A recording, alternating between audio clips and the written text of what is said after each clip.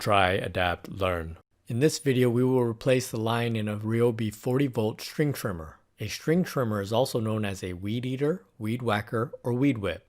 If you haven't already, don't forget to subscribe now for more videos including maintenance, DIY, and other random projects. Although pre-cut line is available for sale, we will be cutting our line from a large spool.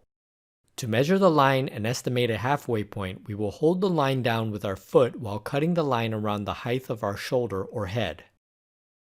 Pressing the two tabs at the head of the trimmer while pulling the head assembly out. Keep track of the spring in the head assembly. It is needed for the string trimmer to function properly. To replace the line must pass straight through both pieces of the head assembly.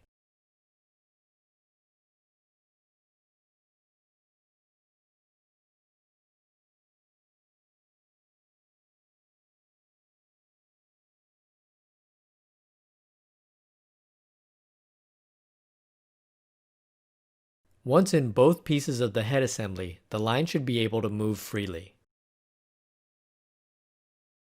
The line will then need to be pulled out until the halfway point is in the center of both pieces. Holding the head down with the foot again can be used for measuring this.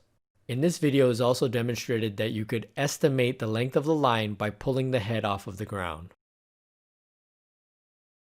As seen in the video, there's a tool available to help spin the inner head to wind the string. The inner piece of this head is worn out too much for the tool to be used.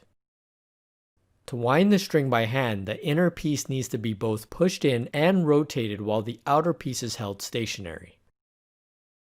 The string will be at its proper length when at or near the guide installed inside of the guard.